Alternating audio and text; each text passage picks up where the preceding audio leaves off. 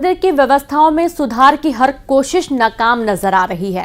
बाबा महाकाल के दर्शन करने आए एक वीआईपी ने अपनी बेटी को गर्भगृह में प्रवेश करा दिया और इतना ही नहीं, वीआईपी खुद इसका वीडियो भी बनाते रहे। मामले की जानकारी के बाद हड़कंप मच गया है, क्योंकि इस वाकये के एक दिन पहले ही व्यवस्था में सुधार के लिए कलेक्टर ने अफसरों की पूरी फौज को मंदिर में तैनात किया है। अब वीडियो के आधार पर मंदिर समिति संबंधित वीआईपी का पता लगा रही है।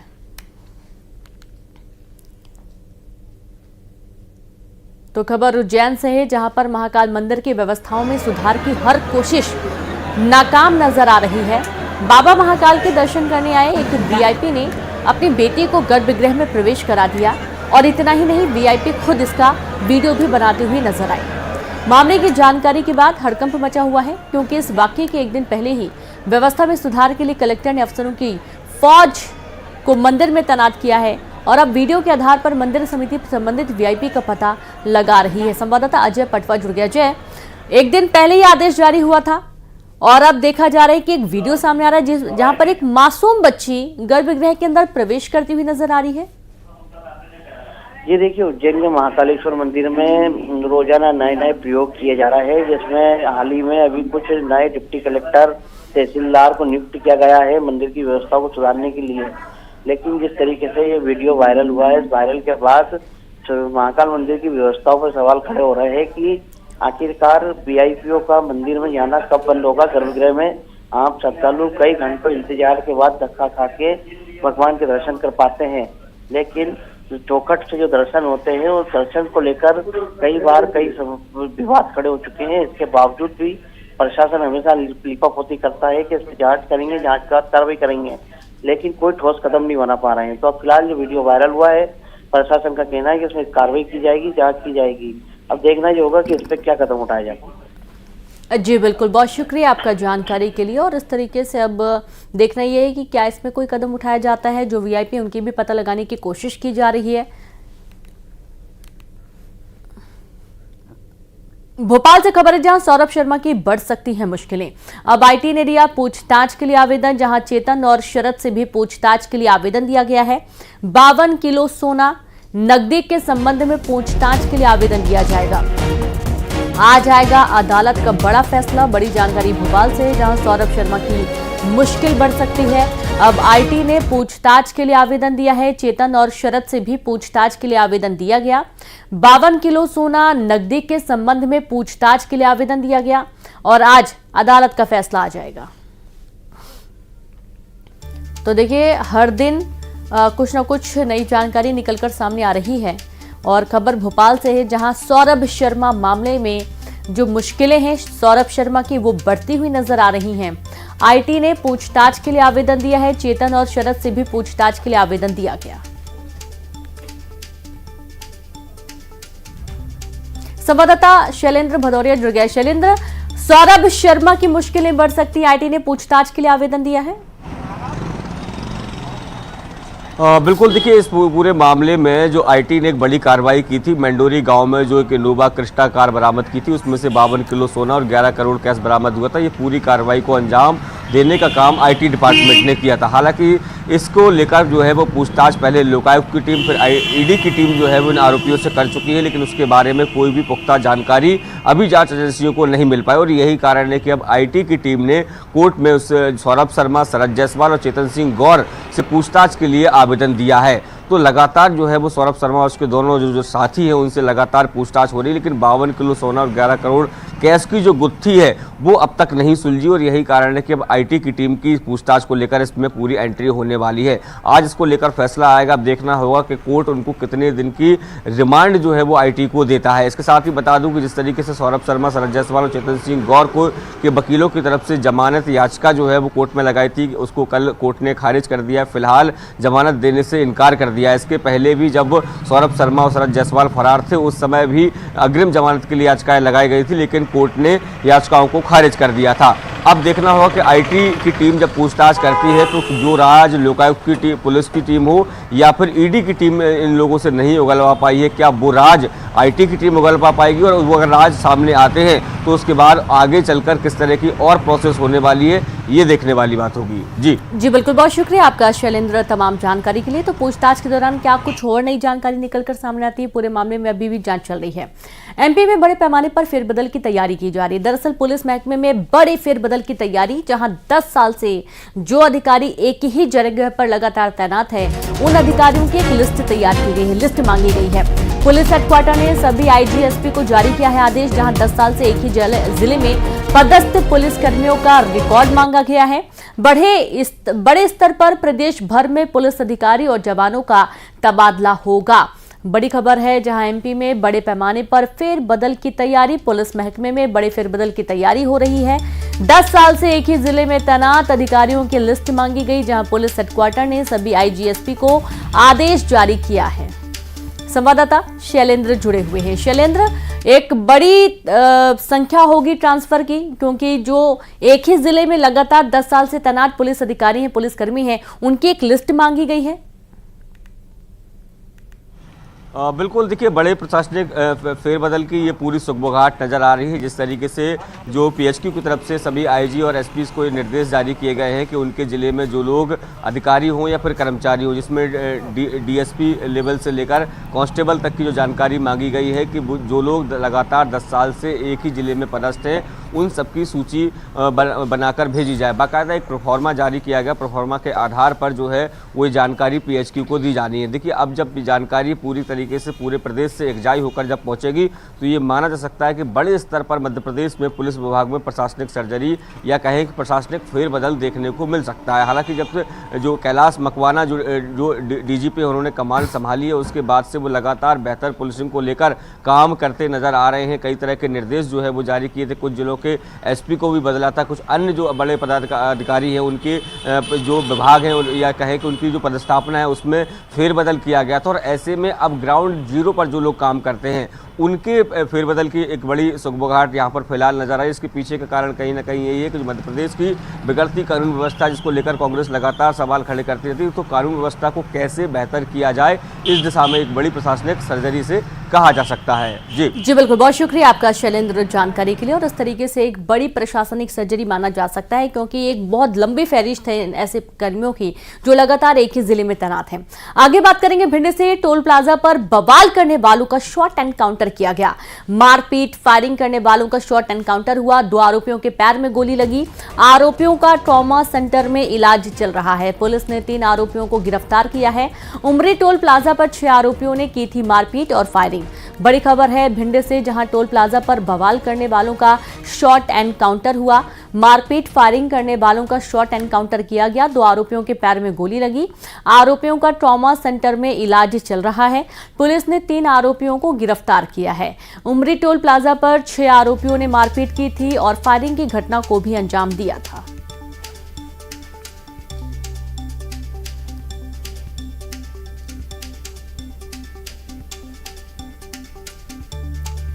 खबर भोपाल से, जहां प्रेमी के साथ गई दुल्हन ने जारी किया वीडियो, जहां अपनी मर्जी से आई हूं, मुझे परेशान ना करें। दुल्हन ने कहा जिसके साथ आई हूं उसे भी परेशान ना करें।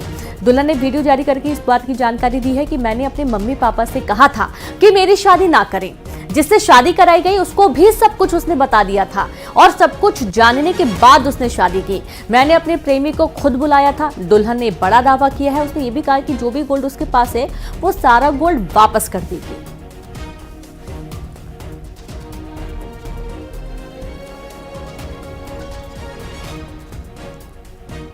उनके पास मैंने खुद से फोन लगाया था और कोई हमें परेशान ना करे, ना इनके घर वालों को, ना मेरे घर वालों को। हम सुसाइड करते हैं। मैंने मेरे घर वाले और मम्मी पापा से भी बोला था कि मेरी फिर से शादी करा दो। उन्होंने मेरी जबरदस्ती आशीष से शादी करा दी। वो उनसे भी बोला था मैंने आशीष से कि मैं रिसिप्ट के बिना नहीं रह सकती, तो उन्होंने बोला कि शादी के बाद सब हो जाता है, इसलिए मैंने रिसिप्ट को फोन लगाया और खुद ही बुलाया। मैंने कह दिया था अगर तुम नहीं आओगे तो मैं मर जाऊँगी, इसलिए वो मुझे लेने आ गए। छत्तीसगढ़ में धर्मांतरण के लिए विदेशी फंडिंग को लेकर साय सरकार सख्त है और इस पर सीएम विष्णुदेव साय ने चिंता जाहिर की है। सीएम ने कहा कि संदिग्ध गतिविधियों की जांच होगी। धर्मांतरण के लिए विदेशी फंडिंग की गहनता से जांच की जरूरत है। सीएम साय ने कहा कि प्रलोभन देकर धर्मांतरण कराना अनैतिक है। विदेशी फंडिंग के आड़ में मिशनरी गतिविधियों पर चिंता जताई गई।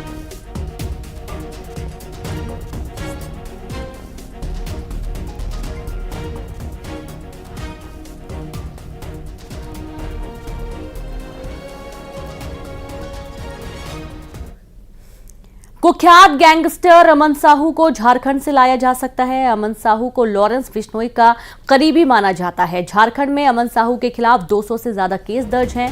रायपुर में 2 अलग अलग थानों में भी गैंगस्टर अमन साहू पर केस दर्ज है। अमन साहू को 14 अक्टूबर को रायपुर पुलिस ट्रांजिट रिमांड पर झारखंड से लाई थी।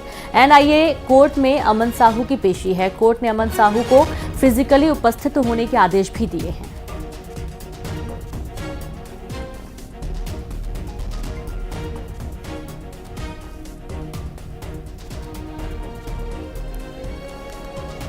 लेके तो वहाँ ट्रायल प्रोसीड करेगा, वो उसको यहाँ पे रोक के रखे आइडल करके।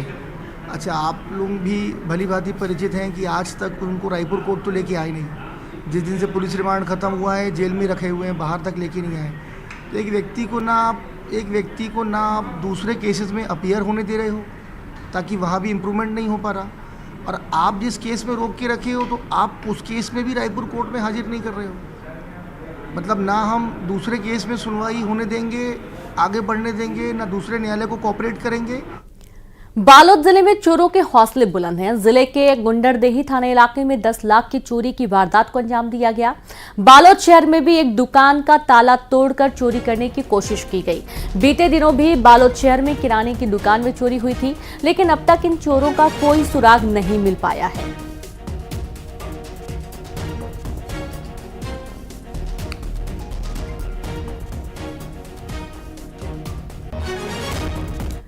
तो वहीं बालोद में चुनाव परिणाम के बाद सिवनी के ग्रामीणों ने हंगामा कर दिया। 9 वोटों से हारने के बाद प्रत्याशी के समर्थकों ने हंगामा कर दिया। 250 वोट रिजेक्ट करने के मामले में ग्रामीणों ने दोबारा मतगणना करने की मांग की और काफी देर तक हंगामा होता रहा। पुलिस के समझाइश के बाद मामला शांत हुआ।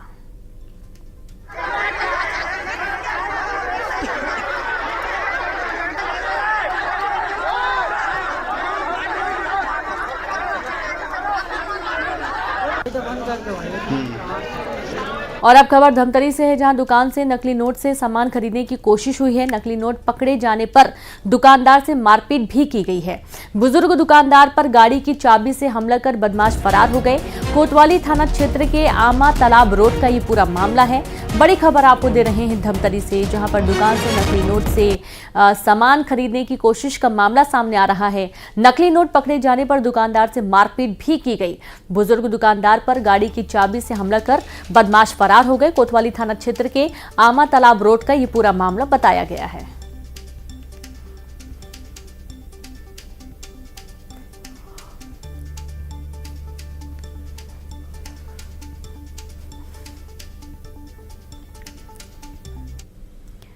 कटनी रेलवे स्टेशन पर महाकुंभ जाने वाले की फिर से भीड़ बढ़ गई है। बड़ी संख्या में लोग स्टेशन पहुंचे और स्पेशल ट्रेनों से प्रयागराज के लिए रवाना हो रहे हैं। कटनी जंक्शन पर बढ़ती श्रद्धालुओं की भीड़ को देखते हुए रेलवे ने कई इंतजाम भी किए हैं। वहीं जीआरपी और आरपीएफ भी सुरक्षा में लगी हुई है।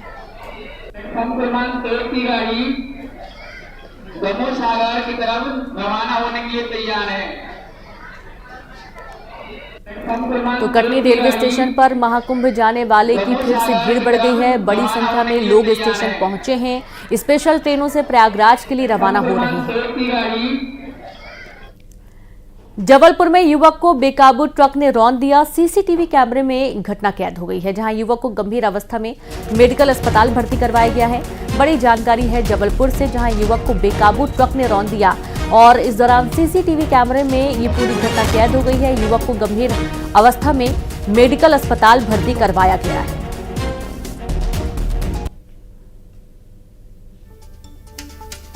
तो देखिए, एक सीसीटीवी वीडियो सामने आ रहा है जिसमें साफ तौर पर देखा जा सकता है कि युवक को ट्रक रौंदता हुआ निकल गया और ये पूरी घटना सामने आई है। गंभीर हालत में युवक को अस्पताल भर्ती किया गया है, जहां पर उसका इलाज जारी है।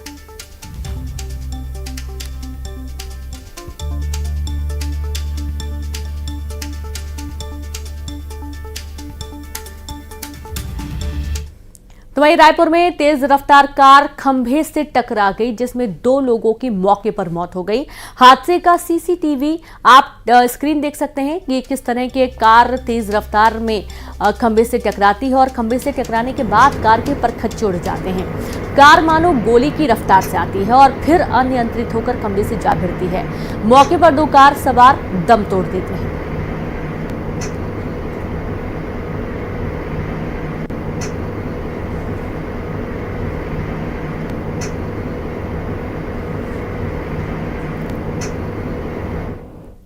श्योपुर में घर के बाहर सीसीटीवी लगाने पर विवाद हो गया। पड़ोसियों ने जमकर लात घूंसे चलाए, डंडे फावड़ों से हमला कर दिया गया। 2 आरोपियों के खिलाफ केस दर्ज हुआ है।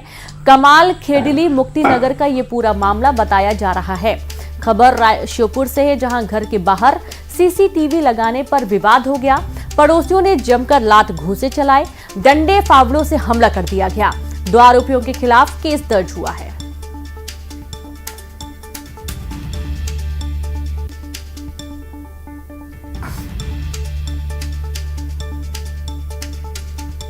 तो झाबुआ में पाए जाने वाले कड़कनाथ मुर्गे पर रीवा के वेटनरी कॉलेज में पढ़ने वाली छात्र छात्राएं रिसर्च कर रहे हैं।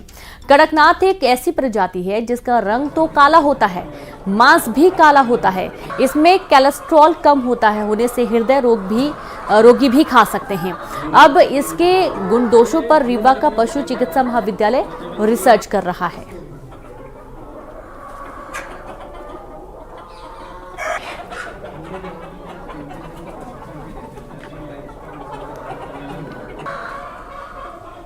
मुर्गी की प्रजाति है जो झाबुआ में तो पाई जाती है, लेकिन आज जो है केवल मध्य प्रदेश में रह करके ये छत्तीसगढ़ और सारे पूरे भारतवर्ष में, इवन अभी ग्लोबल यानी कि बाहर भी इसकी चर्चित हो रही। क्यों हो रही है?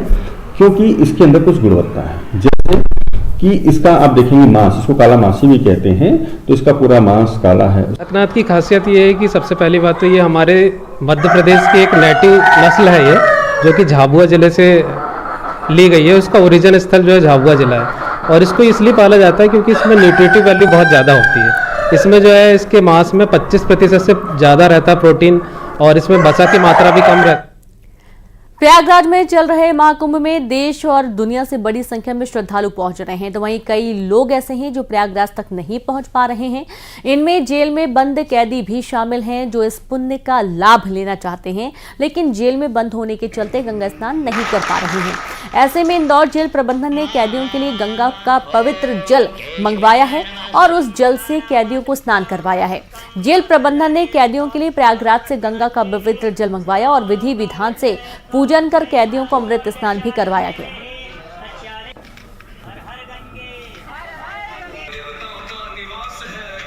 उसके रक्षण, संवर्धन, पोषण करने का काम लोग आकर के संगम में स्नान कर रहे हैं।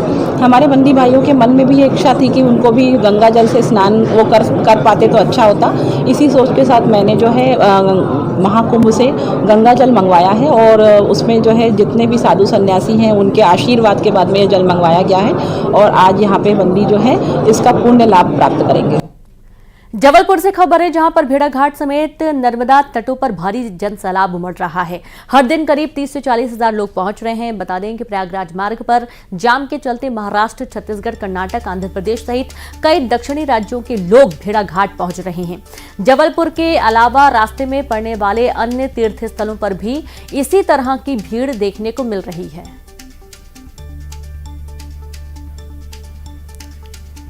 अभिनेता दर्शन कुमार उज्जैन स्थित श्री महाकालेश्वर मंदिर पहुंचे। मंदिर में पहुंचकर उन्होंने भगवान महाकाल का दर्शन पूजन किया। सुबह होने वाली भस्म आरती में भी वे शामिल हुए। तस्वीरें देखिए, अभिनेता दर्शन कुमार उज्जैन स्थित श्री महाकालेश्वर मंदिर पहुंचे, जहां पर उन्होंने भगवान महाकाल के पूजा अर्चना की और दर्शन किया। सुबह होने वाली भस्म आरती में भी वे शामिल हुए। हर इंसान झूम रहा था और जिस तरीके से बोल रहा था आरती को, और जिस तरह से जोश में सब तालियां बजा रहे थे, ये अद्भुत होता है। ये शायद उन्हीं की माया है, जो भोले भगवान की, जो इस तरह की एनर्जी क्रिएट करते हैं। तो मेरे लिए तो ये उनका आशीर्वाद है। और कल ही हमारा ट्रेलर लॉन्च हुआ था आश्रम का, और आज उन्होंने मुझे यहाँ बुला लिया, तो मैं तो अपने आप को बहुत सौभाग्यशाली मानता हूँ। और जितना शुक्रिया अदा करूँ भोले बाबा का उतना कम है, क्योंकि आज जो कुछ भी मैं हूँ उन्हीं के आशीर्वाद से हूँ। और चलिए अब देखेंगे 20 बड़ी खबरें तेज अंदाज में।